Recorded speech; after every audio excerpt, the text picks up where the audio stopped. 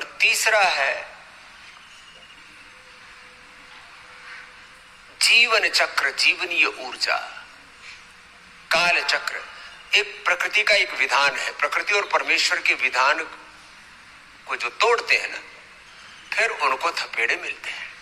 देखो, इसका कोई बुरा मत मानना, भगवान की कर्मफल न्याय व्यवस्था ऐसी है।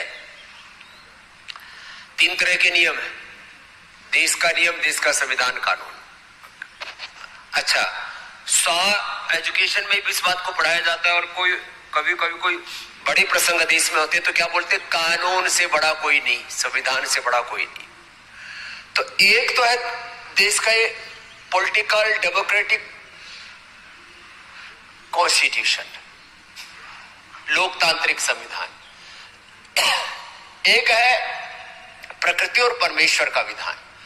संविधान को तोड़ेंगे तो वहां पर तो अलग अलग प्रकार की सजाओं का प्रावधान है, और वहां पर फिर भी थोड़ा हेरा फेरी करके बच जाते हैं लोग।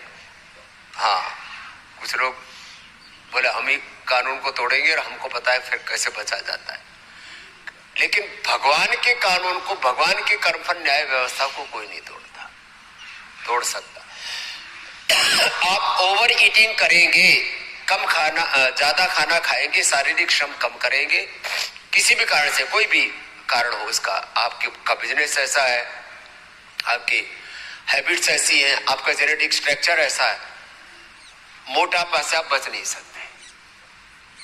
ज्यादा आप शराब पिएंगे तो लीवर प्रॉब्लम से, ज्यादा तीखा नमक खाएंगे तो किडनी प्रॉब्लम से बच नहीं सकते। ये जो मोटापा है, ये जो बीपी है, ये जो शुगर है, इसके 3 ही कारण हैं। एक कारण तो हम भगवान के विधान का ठीक से, जो एक प्रकृति परमेश्वर ने जैसे जीवन के रखरखाव के लिए, देखभाल के लिए जो एक व्यवस्था बनाई है, उसका अतिक्रमण करेंगे तो बीपी, शुगर, थायराइड, ये लाइफस्टाइल डिजीज क्या है? If you deny yoga in daily life, then disease will be enter in your life. तो ये योग को जीवन पद्धति नहीं बनाएंगे तो रोग तो जीवन पद्धति बनी जाएगी ना। तो मंडूकासन से और ये गोमुखासन तक एक क्रम तो ये है। चलो अब प्राणायाम करो। कपालभाति, अनुलोम विलोम, हमारे महात्मा हरिहर देव जी भी करेंगे। कपालभाति, अनुलोम विलोम, कपालभाति करते करते थक गए, अनुलोम विलोम, अनुलोम विलोम करते करते थक गए, कपालभाति। अब ये 2 अभ्यास करना लंबा, हम भी आपके साथ साथ कर रहे हैं और कुछ बता रहे, वो भी बातें थोड़ा ध्यान से सुन लेना। चलो जरा सुनिए। तो आपको बोल रहा था, एक है देश का संविधान और देश का कानून, democratic political constitution, law and order. दूसरा है प्रकृति परमेश्वर का विधान, इसको हम भगवान का संविधान बोलते हैं, इसी को हम सनातन धर्म भी बोलते हैं। सनातन धर्म का मतलब, कुछ लोग उल्टा पुल्टी इसकी व्याख्या करते हैं, वो गलत बात है। सनातन धर्म का मतलब है प्रकृति परमेश्वर के जो शाश्वत नियम हैं उसका पालन करना।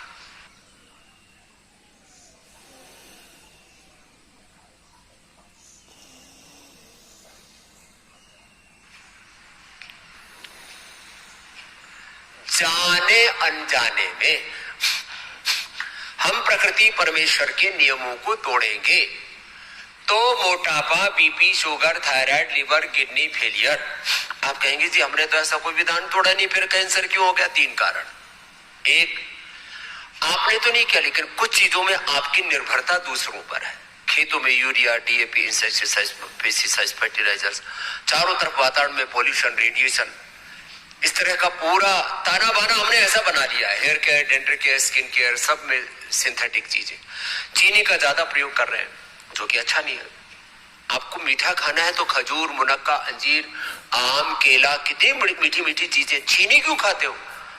खाना ही तो गन्ना ही खा लो। लेकिन चीनी और उसमें भी केमिकल डाल के प्रोसेस करके ग्लूकोज, सुक्रोज, फ्रुक्टोज का जो एक रेशो होता है, परमात्मा ने उसको बना रखा, उससे शुगर नहीं बढ़ता। हम इसलिए शुगर के पेशेंट्स को फ्रूट्स खिलाते हैं और डायबिटीज करते हैं। तो हमने क्या किया, हमने चीनी खानी शुरू कर दी, हमने सफेद नमक ज्यादा खाना शुरू कर दिया, हमने जो है सिंथेटिक फूड खाना शुरू कर दिया, पैक्ड फूड खाना शुरू कर दिया, टेस्ट इनहेंसर्स मिलाकर के हमने ऐसी बर्गर पिज्जा मोमोज पोमोज पता नहीं क्या क्या। और देखो हम कहते हैं हम पैसे वाले हैं और हमने जो है हम सामान्य दाल रोटी सब्जी तो गरीब लोग खाते हैं, हम तो बर्गर पिज्जा खाए। अब थोड़े ही दिनों में पता लगा ये तो गड़बड़ हो गया सिस्टम। तो हमने जो एक नैसर्गिक व्यवस्था है उसको तोड़ा तो फिर शरीर में दिक्कत आएगी। शरीर का एक विधान है, अब उसको भगवान के विधान को प्रकृति परमेश्वर के विधान को शरीर का एक नियम है, शरीर की एक व्यवस्था है, इंद्रियों की मन की एक व्यवस्था है। आहार निद्रा ब्रह्मचर्य 6 घंटा सोना जरूरी है। और जैसे मैंने कहा खाने में रात के खाने से सुबह के खाने का अंतर 12 से 16 घंटे का होना चाहिए। हमारा 16 घंटे का होता है। हम रात को मान लीजिए 7 बजे खाए तो अगले दिन फिर 12 बजे खाते हैं। इसको कहते हैं आजकल इंटरमिटेंट उपवास। तो आपके शरीर में 1 ग्राम भी चर्बी बढ़ेगी ही नहीं ना। अब तुम्हारे सामने रामदेव तो 30-35 सालों से ऐसा कैसा है, क्यों? तो हमने एक ही नियम पालन कर लिया ना, क्या?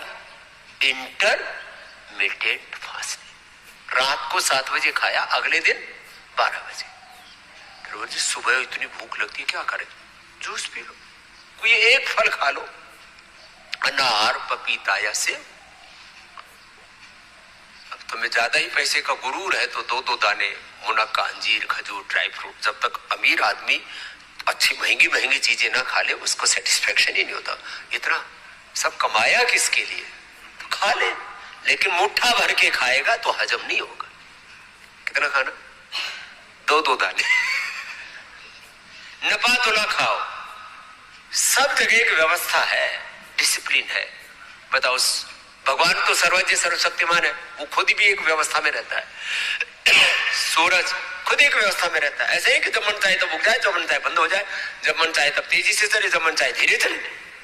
सूरज एक डिसिप्लिन में रहता है। स्वस्थ पंथा मनुचर्य सूर्य चंद्रमा। हमारे यहाँ सबसे ज्यादा मंत्र बोला जाता है। सूरज और चंद्रमा अपनी मर्यादा नहीं छोड़ते, वो भी डिसिप्लिन में रहते हैं, हवाएं भी डिसिप्लिन में रहती है, धरती भी डिसिप्लिन में रहती है, पेड़ पौधे भी डिसिप्लिन में रहते हैं। अब पेड़ पौधे ये सोचे कि हम तो ऑक्सीजन ही ऑक्सीजन देते रहते हैं, कार्बन डाइऑक्साइड खाते रहते हैं। कल से हम ऐसा करते हैं, ऑक्सीजन खाएंगे और कार्बन डाइऑक्साइड छोड़ेंगे, धरती मर जाएगी। पेड़ पौधे अपना अनुशासन नहीं छोड़ते, जो करना है वही करते, उसके विपरीत नहीं करते।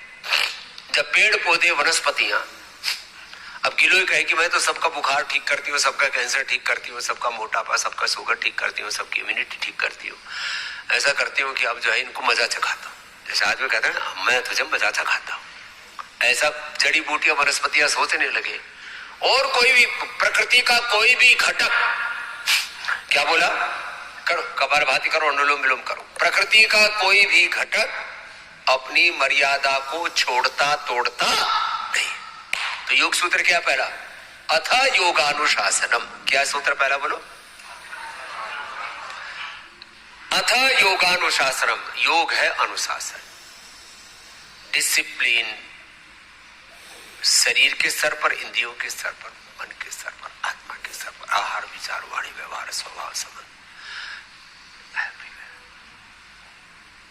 शरीर से इंद्रियाणां मनसा आत्मना जीवन से अनुशासनम अथ योगानुशासनम। लो, डिसिप्लिन में रहो। कई बार ना आदमी को ऐसा लगता है ये सब मर्यादा में, एक डिसिप्लिन में रहते रहते ऐसा मजा सा नहीं आ रहा, तोड़ ले। तोड़ते ही सजा मिलेगी। डिसिप्लिन में रहोगे सुखी रहोगे। ये भी एक सोच का फर्क। हम सोचते हैं कि हमसे एक बार भी कोई मर्यादा टूटे नहीं। अब भगवान जी का नाम क्या है बोलो? मर्यादा पुरुषोत्तम श्री राम। मर्यादा में जिए इसलिए राम है। देखो, हमारे सारे देवी देवता, सारी दैवी शक्तियों का की भी एक मर्यादा है, भगवान की एक मर्यादा है। हमारे यहाँ तो धर्म का दूसरा शब्द ही है मर्यादा। स्त्री की एक मर्यादा, पुरुष की एक मर्यादा है, माँ की एक मर्यादा है, पुरुष की एक मर्यादा, पति पत्नी की एक मर्यादा, गुरु की एक मर्यादा है, शिष्य की एक मर्यादा है, शासक की एक मर्यादा है। हर जगह काम में जूनियर्स की, सीनियर्स की, बॉस की, कलीग्स की एक मर्यादा है, छोटे बच्चे की एक मर्यादा है, बड़े की एक अलग मर्यादा, वो आयु की भी एक मर्यादा। सब जगह यदि आप एक शब्द को समझ लेना, सारा जीवन समझ में आ जाएगा। मर्यादा, क्या बोला, जोर से बोलो, मर्यादा। उसको दूसरे शब्द में संयम भी कह सकते, उसको तीसरे शब्द में अनुशासन भी कह सकते हैं। कुछ भी बोलो, भगवान का संविधान बोलो, सनातन संविधान बोलो, जीवन का विधान बोलो, प्रकृति परमेश्वर का विधान बोलो, देश का संविधान